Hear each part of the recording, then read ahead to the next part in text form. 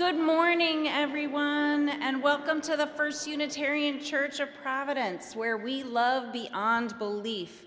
My name is Cynthia Rosengard, and I'm delighted to be your worship associate today. I'm so pleased to see everyone after a few weeks off. Thank you for joining us this morning. It was a bright, beautiful morning when I wrote this, so let's pretend. And we also want to extend a warm greeting to those who are joining us virtually from near and far. It truly is wonderful to be together. Let us now center our hearts and minds as we begin our worship together.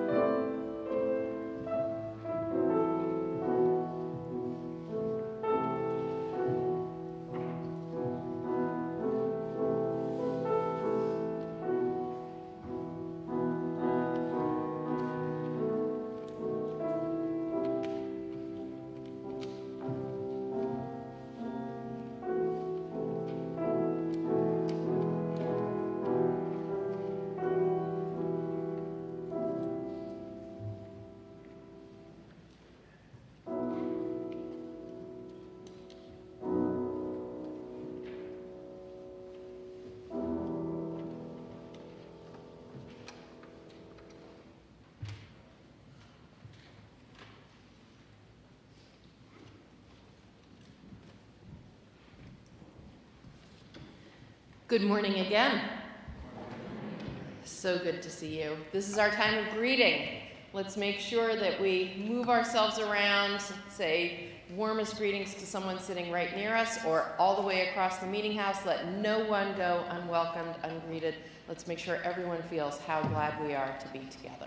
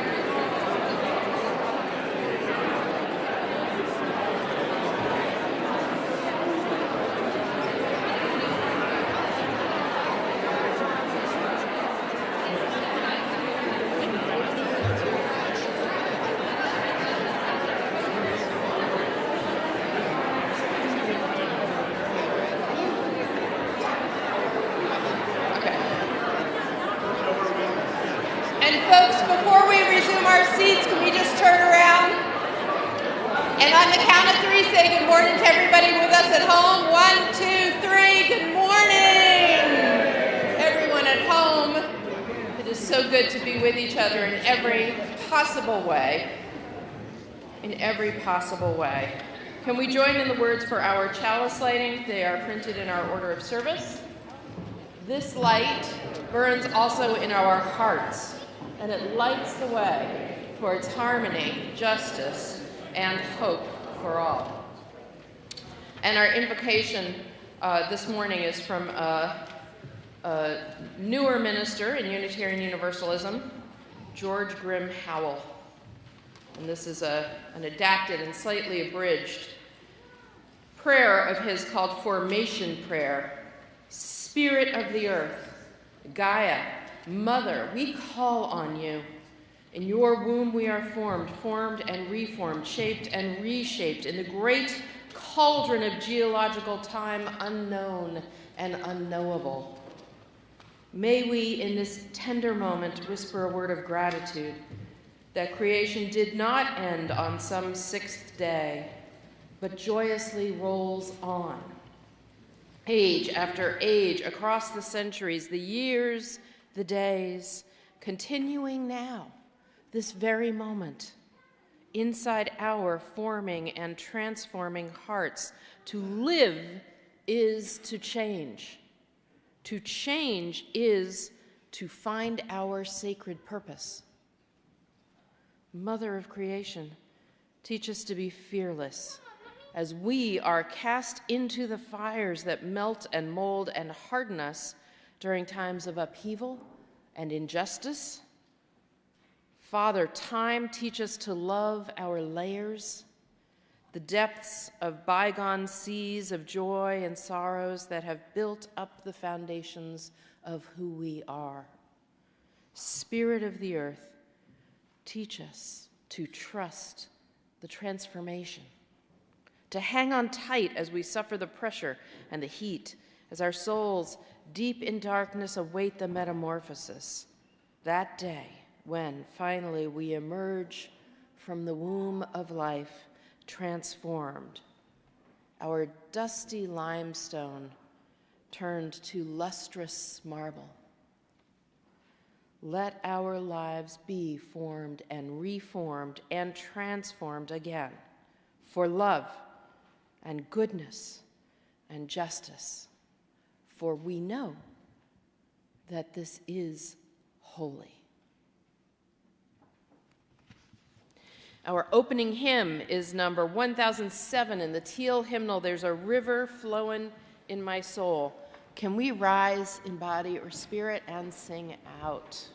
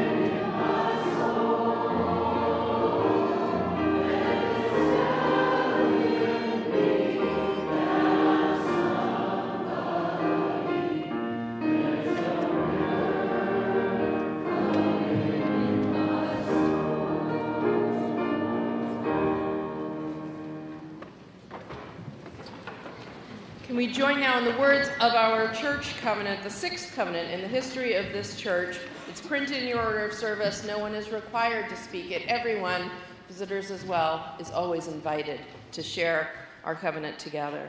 We, the members of the First Unitarian Church of Providence, with respect for the worth and dignity of each person, with wonder at the light we know by many names, and with gratitude for our deep connection to each other and to the larger web of existence, covenant to walk together in our search for truth, seeking the paths of wisdom, compassion, and justice.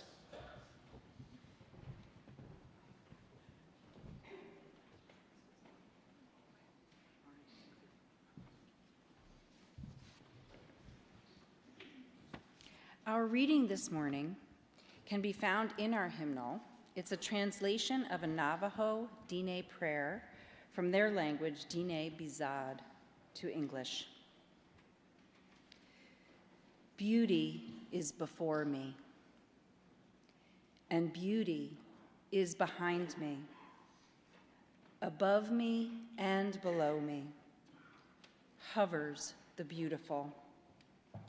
I am surrounded by it.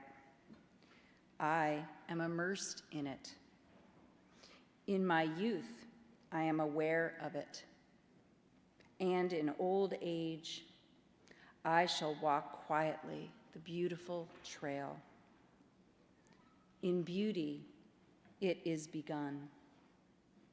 In beauty, it is ended.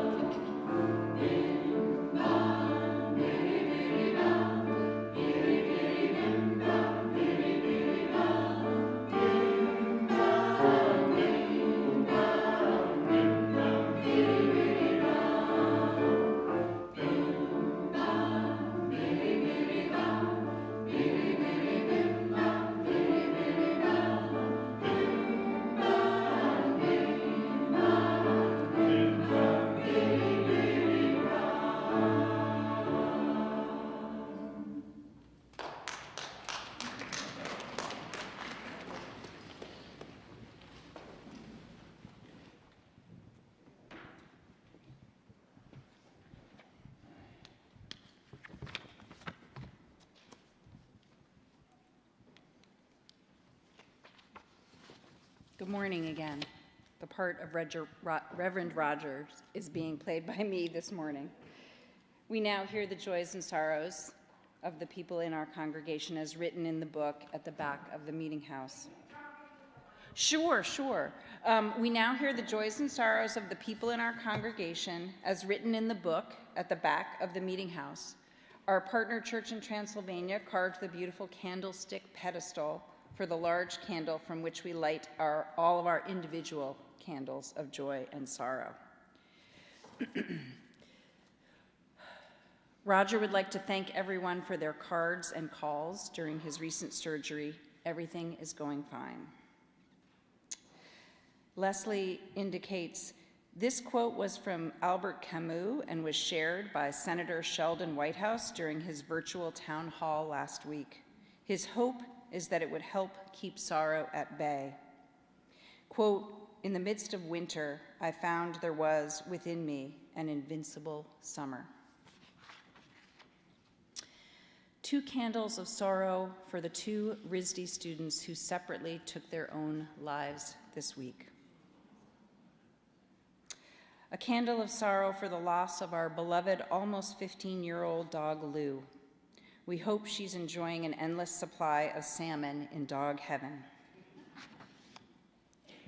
From Joan Richards, a candle of sorrow for the death of Sarah Bradford, a long-time quiet member of this church. She is deeply missed.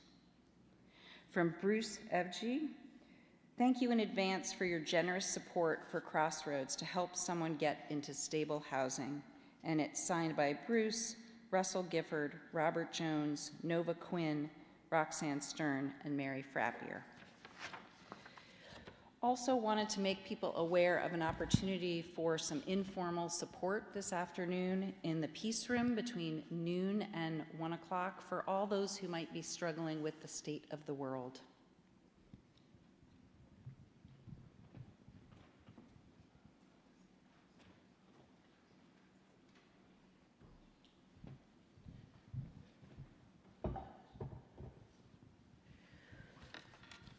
This is our time for meditation and contemplation and prayer.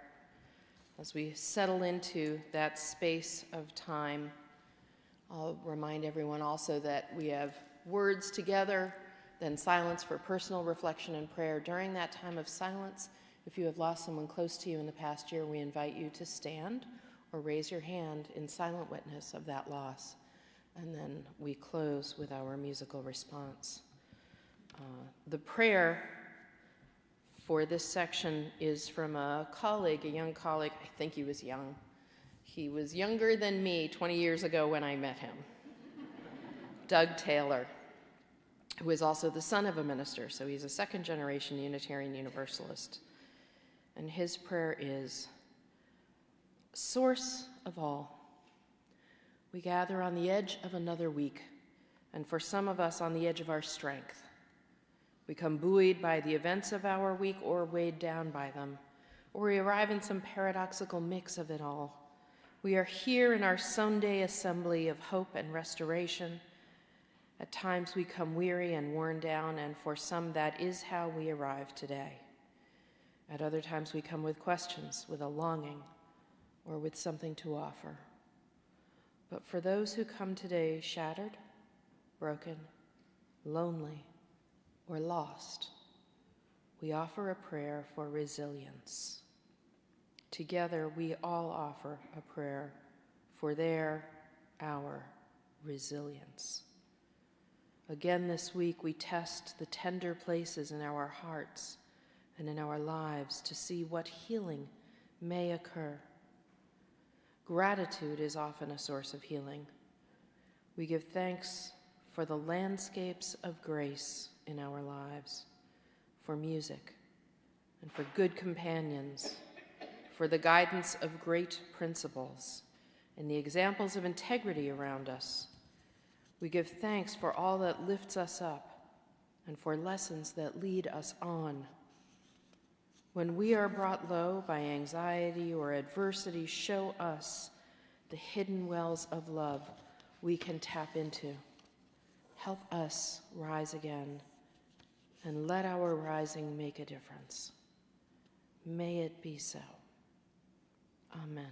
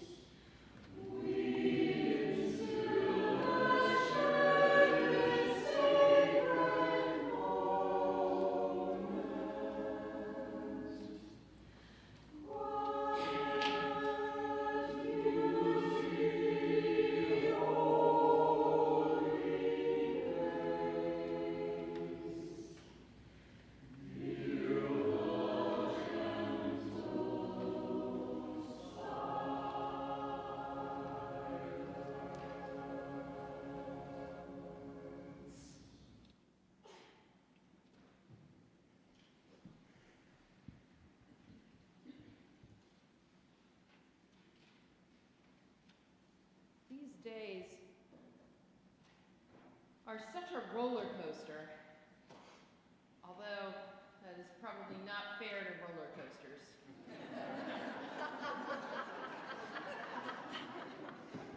After all, for those who enjoy them, roller coasters are scary but fun.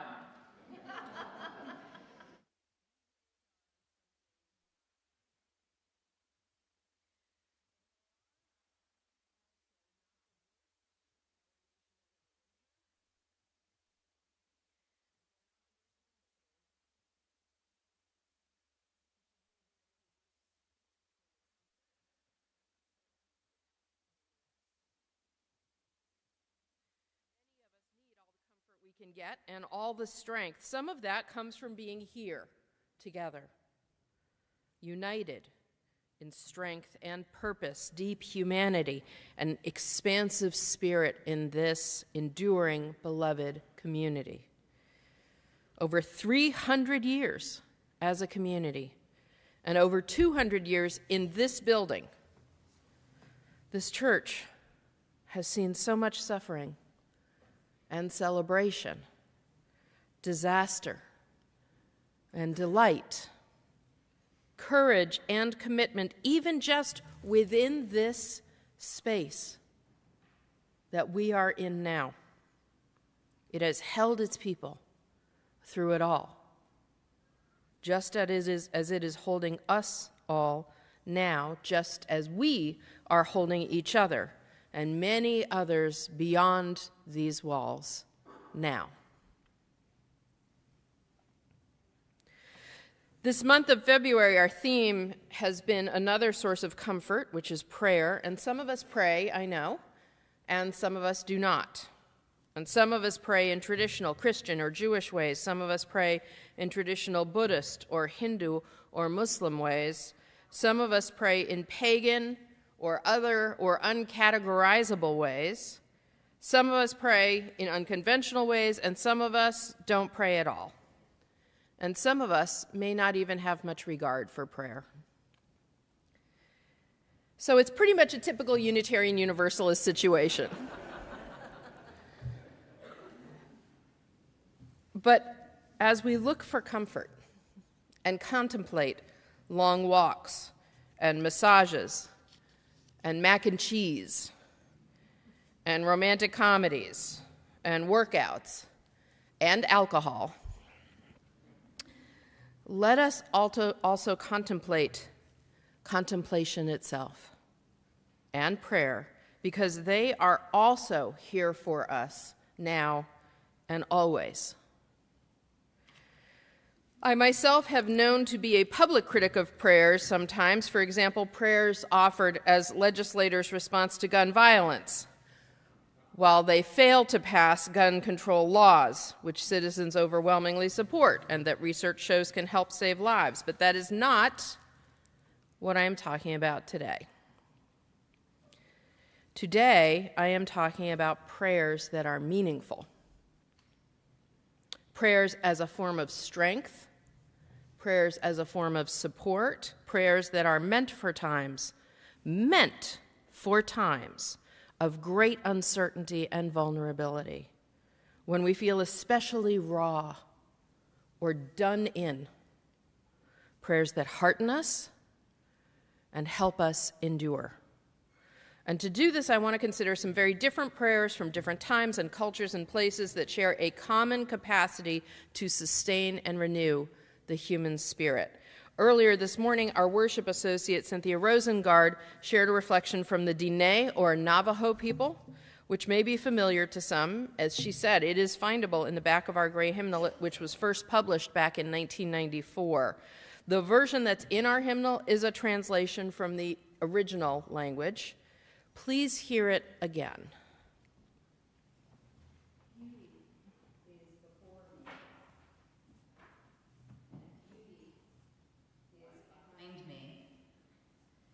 Above me and below me hovers the beautiful. I am surrounded by it. I am immersed in it. In my youth, I am aware of it, and in old age I shall walk quietly the beautiful trail. In beauty it is begun. In beauty it is ended. The language is so deceptively simple. It is easy to attach ourselves to this prayer and find what we need in it. But it has its own existence and its own meaning. To better understand this prayer, I used original Diné sources which welcome interest and study, including the website nativememoryproject.org.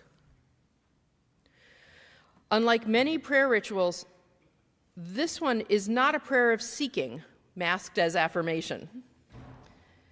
It's a prayer of recognition and awareness. For the Diné people, beauty, or nizoni, transcends mere physical appearance.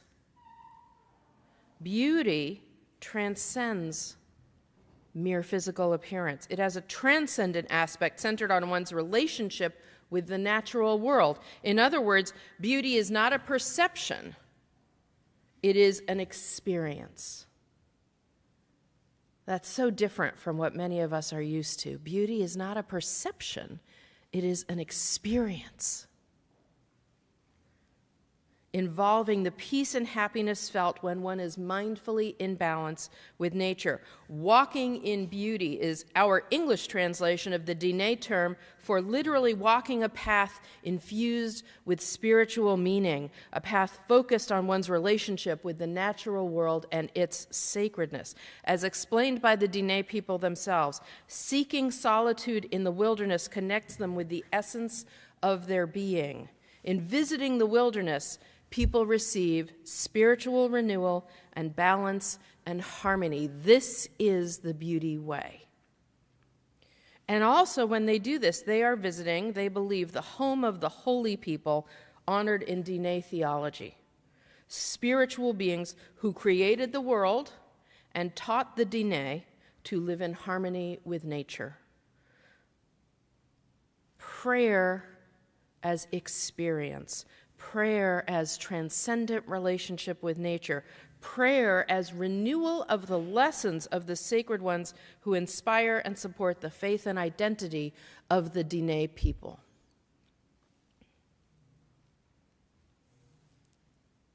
Now I want to turn for a moment to a very different group of prayers called lorikas.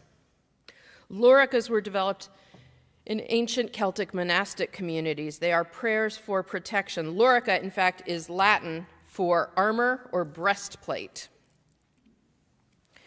And these Celtic prayers use detail and cadence to support their invocations of sacred power as spiritual protection against harm or evil. One of the most famous is known as St. Patrick's Lorica, or St. Patrick's breastplate. It is attributed to the St. Patrick, the famous Irish St. Patrick, whose day is coming up, a historic figure who actually lived, just so you know, in 5th century Ireland, and he is supposed to have converted all of pagan Ireland to Christianity, and while he was doing it, chased out all the snakes. Now, this lorica is said to have been written around 433 CE, the Common Era, and though it is an ancient text, it has that lilt of Irish Christianity that we may recognize in its opening even today. I arise today through a mighty strength, the invocation of the Trinity. I should have got John Hickey to read this with his Irish accent. Why did I only think of that now? Through a mighty strength, the invocation of the Trinity, through belief in the threeness, through confession of the oneness of the Creator of creation. St. Patrick's Lorica is very long. It has a number of verses. If it is armor, it is not actually just a breastplate. It's also the gauntlets and helmet and shin guards and every other element of armor, because it is one thoroughgoing prayer. It goes from interpreting the crucifixion to drawing connections between the practitioner of the prayer and all classes of biblical characters, angels, cherubim, patriarchs, prophets, many, many more. And then it goes into a more abstracted, surprisingly pagan verse.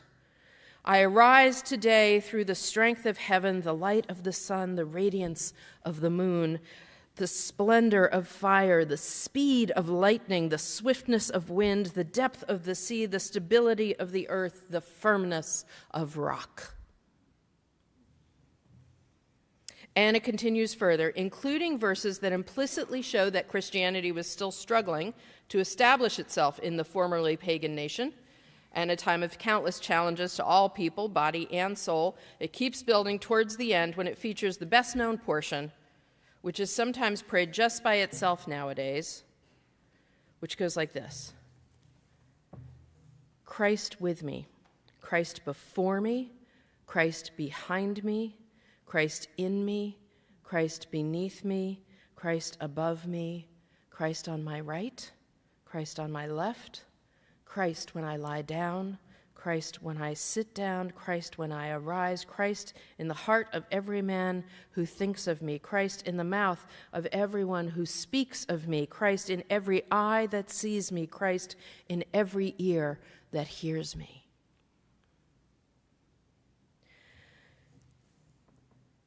And I don't know about you, but as soon as I first read that part of that prayer many years ago now, around 1996, I was reminded of the Diné people's reflection on beauty. That same sense of being suffused in holiness, surrounded by it on every side. Before me, they both say, right? Beauty or Christ before me. Behind me, in youth and in old age, when I lie down and when I rise. Let me be clear, the context of the Lorica is completely different. It is not someone experiencing the beauty of transcendent spiritual connection to the natural world. It is someone invoking a personified deity to surround and dwell with them, and not just that person, but everyone around them. But the parallel language and structure, even in translation, shows how even across their utter difference, both serve as sustaining, strengthening expressions of faith. This is what almost all prayer does. And some prayers intentionally share this heritage. St. Patrick's Lorica itself draws on another source from an earlier time, the original source for spiritual armor, which is Paul's letter to the Ephesians, which is in the Bible, in the New Testament, chapter 6, verses 11 to 17. And the translation of that, which I'm about to share with you, is from the Greek, and it's the New Revised Standard Version translation with a little of the Liz version in the mix for extra detail. In this passage, Paul, or someone seeking to build on Paul's legacy, let's not get into the details of biblical scholarship right now, writes to a congregation sometime between 60 and 80 CE, telling them in essence to stay strong and united and Christ-like and prepare themselves for a great struggle, to gird themselves with the whole armor of God as a form of prayer, and to pray also for him, the author, that he may stay strong in his own faith and work and words. So here's how he puts it in language that does not conform to Unitarian Universalist theology, but does perhaps conform to some of the desperation and upset we are hearing in our circles of progressive, compassionate people. Put on the whole armor of God so that you may be able to stand against the wiles of the devil. For our struggle is not against blood and flesh, but against the rulers, against the authorities, against the cosmic powers of this present darkness, against the spiritual forces of evil in the heavenly places. Therefore, take up the whole armor of God so you may be able to withstand on the evil day, and having prevailed against everything, stand firm.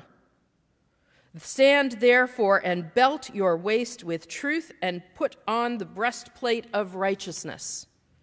And having shod your feet in readiness for the gospel of peace. With all of these, take the shield of faith with which you will be able to quench all the flaming arrows of the evil one. Take the helmet of salvation and the sword of the Spirit, which is the word of God, Pray in the Spirit at all times, in every prayer and supplication. To that end, keep alert and always persevere in all supplication for all the saints. Pray also for me, so that when I speak a message, it may be given to me to make known with boldness the mystery of the gospel, for which I am an ambassador in chains. Pray that I may declare it boldly, that I speak as I should. That is some dramatic martial language. Though this passage is a well-known part of the New Testament, it had no special meaning for me until some years ago, when I was going through a difficult time. And the nature of the challenge I was dealing with doesn't matter, and it had nothing to do with First You, and there was nothing juicy like my marriage. It's what was done about it that matters. I shared what I was going through with some good collegial friends here in Providence that I met with monthly for breakfast and conversation at what used to be Olga's. And now I feel like such a Rhode Islander after only 8 years. Did you hear that? What used to be Olga's and is now 7 Stars, just down the hill and across the river. This group included Reverend Jamie over at First Baptist, and Rabbi Sarah over at Temple Bethel, and Reverend Elizabeth over at Beneficent UCC. They are, of course, strong progressive leaders who are mostly grounded in more traditionally theistic faiths than ours, and the group got upset on my behalf and decided that they wanted to do something about it. And they conferred without me and then asked me to meet them at Olga's a week later for a special something. And when I got there, they gave me an extraordinary prayer gift. It is in the picture on the cover of your order of service. I certainly hope the picture on the cover of your order of service piqued your interest, because it is not our usual thing. They had agreed across all their different traditions to hearken back to the passage from Ephesians and make me a tangible prayer for strength and protection. And they divvied up the elements and decided to create all the elements sized to fit a small stuffed black dog, symbolic of the black dogs that Tim and I own, who are such a source of love and joy for our family. And I don't remember anymore, though I could have told you back then, exactly who made which thing. But one of them, I do remember, a radically progressive Catholic laywoman, made the breastplate of righteousness, which is barely visible. It's wrapped around the dog's midsection, and it included a bracelet collar that included a serpent and a dove for the verse where Jesus tells his people to be wise as serpents and innocent as doves. And one of them made the shoes of peace. You can see the little booties of peace that the dog is wearing on its feet. And one of them made the shield of faith and made it fiery because she was feeling fiery, and also because the flaming chalice is the symbol of my UU faith. You can all see the shield of faith there on the dog's right. Reverend Jamie made the helmet of salvation, which is a melted old 45. It fits around the dog's head, and it is a melted old 45 of the song Love is Alive from Gary Wright's best-selling 1975 album Dreamweaver. And one of them made the Sword of Spirit, which is also the Word of God, and it is the tiny scroll that you can see on the right of the picture, secured with a bit of red ribbon. And that scroll is printed on the inside with the very lines from Ephesians that I just read you, which had inspired their effort detailing all the spiritual armor. And then they stood around me in Olga's and laid their hands on me. And Jamie recited the lines and added her own blessing, as did the others. Right?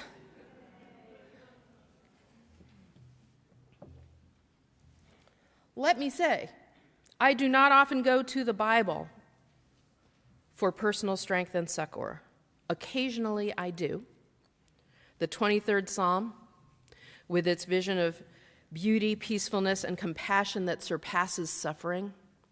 The 69th Psalm as an expression of weariness and grief. The nativity stories as expressions of hope and blessing. Never before had anyone brought the Bible to me. Never before had anyone blessed me across words and traditions of many faiths and sought to gird me with their own faith in me. It blew me away. And now, whenever I look at that kooky little dog who lives on a bookcase in my bedroom, I am heartened. I am heartened. In researching this sermon and the history of the Lorica, I was reminded of that extraordinary blessing experience and was again heartened. In some ways, this morning's sermon is just an expression further of my first sermon a few weeks ago on prayer, because now, as then, I am seeking to expand our sense of what prayer is and what it can be, what it can mean to us and for us, in a time when I believe we need as many spiritual tools as we can muster. And yes, that includes spiritual armor. Even as I wrote this sermon, the whole time, my cell phone lit up with text after text seeking to frighten or outrage me into sending money to some progressive cause that may or may not be legitimate. Every time I pulled up a news screen to research some sermonic detail, it started on a news site with an ever-changing array of crazy and terrible developments or predictions for our nation and the world. Every time my email pinged, it was with dire updates or requests for help from worthy partners working to keep people safe and legally protected and insured and housed and fed together with their families, medically treated and truthfully informed. So you know what? I need the sword of the Spirit. All the words I can take in about all that we hold divine and holy. I need the helmet of salvation, which tells me that love, thank God, is alive. I need the belt of truth and the breastplate of righteousness to keep me centered and working for all those who need me and need us, and all the truths that we know matter most: love, respect, compassion, generosity, courage, love. I need to stay shod for the path of peace, which I still believe in, which we all believe in and will not cease to work for and walk towards together. I need the shield of our faith because it reminds me that I am not alone, that we are not alone. We have each other, and together we will get through this and we will come out the other side. I have spiritual armor, and I see it in my little black dog and my big black dogs and in my dear friends and colleagues and loved ones, and here, so much here in this church. I see it and I feel it in so many ways and so many places, and therefore I feel it here so much every day. Every hot mess day. Every hit that comes clangs on a bit of my armor. And I feel the impact. I'm not impervious, but I have the armor. I am strengthened.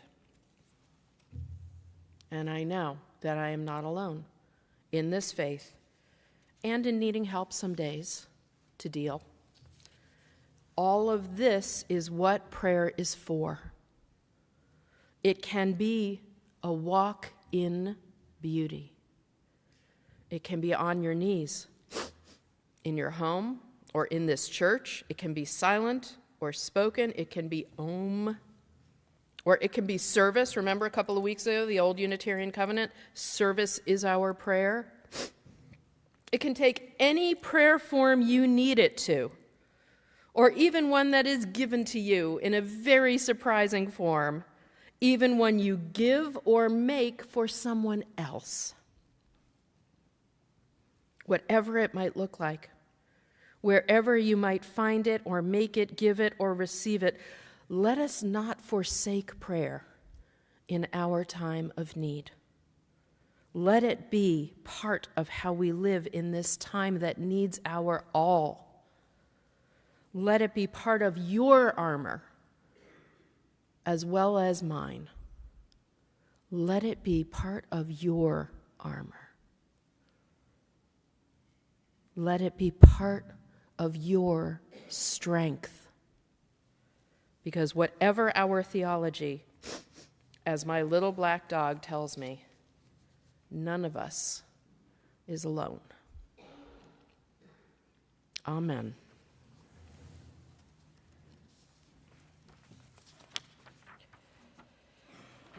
Our second hymn is Forward Through the Ages, number 114 in the gray hymnal. Can we rise in body or spirit and sing out?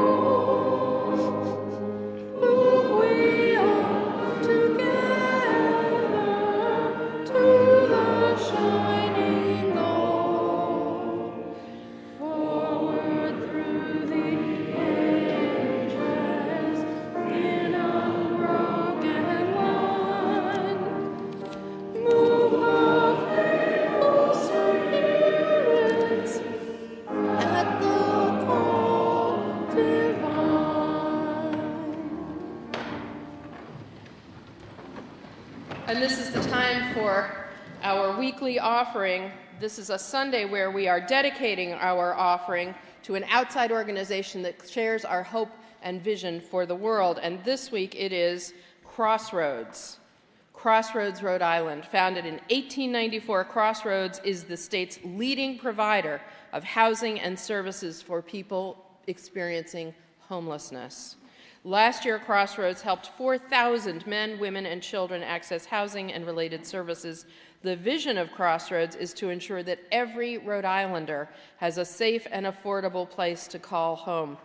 Donations that they gather from us today will be used to help families and individuals receive life-changing housing assistance, such as first month's rent and safety deposits. Often it's really hard for people who are not flush to come up with that kind of big chunk of change, many thousands of dollars at once, allowing them to secure or maintain stable housing. If you are writing a check, then you should include Crossroads in the memo line.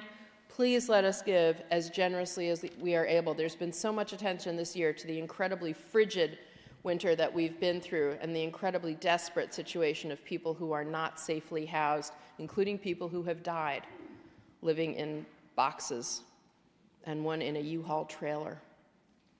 And we can make the difference. Please give all you can, and thank you so much always for all that you give and all that you do and all that you are.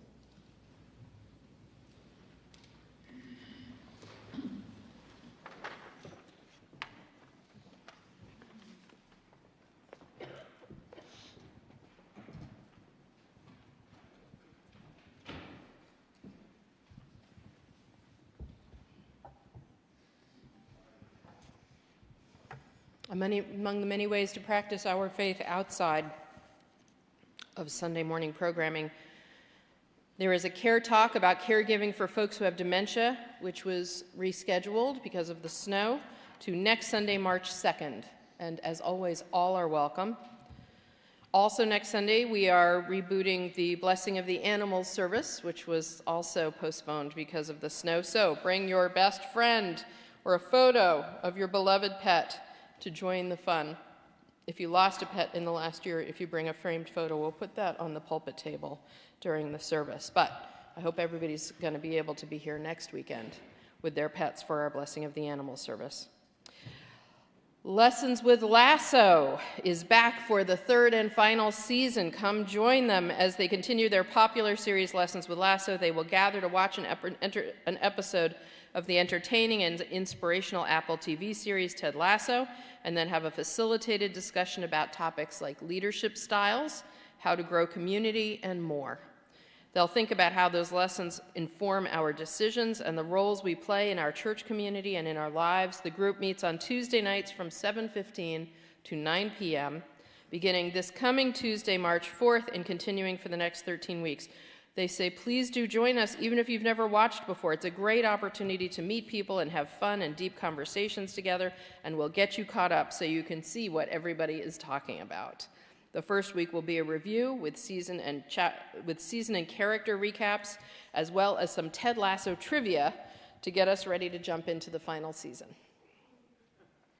And lastly, don't forget to sign up for the first annual fellowship weekend at Camp Aldersgate in North Scituate, Rhode Island, which is going to be May 23rd to 25th, so it's Friday through Sunday of Memorial Day weekend, leaving everybody Monday to sort of pull themselves together and get things done that they didn't get done the rest of the weekend. It meets starting Friday in the late afternoon through Sunday afternoon with time for games, nature walks, reading, group programs, sports, delicious meals to suit all requirements and ages, music, singing, campfires, silliness, and reflection. Lots of laughter and camaraderie. Our weekend is already half full, meaning it's already booked halfway, and it's just February. So please don't risk missing out on the fun. You can register through Realm, our church database that hopefully everyone is registered in, or at the information table in the atrium across the way after worship.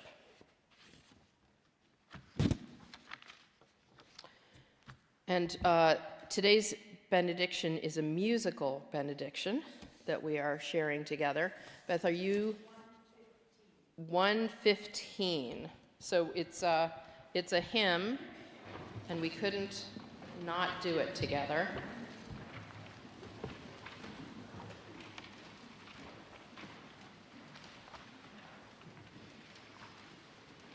God of grace and God of glory.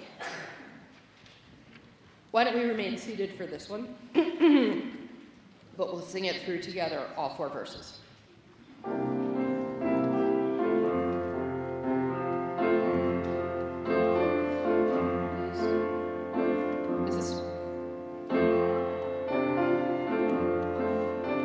It's not 115. I was like, I do not see how to make that fit. Yet another challenge of these times, because we can find a way. 115. There we go. God of grace and God of glory, all thy people pour thy power.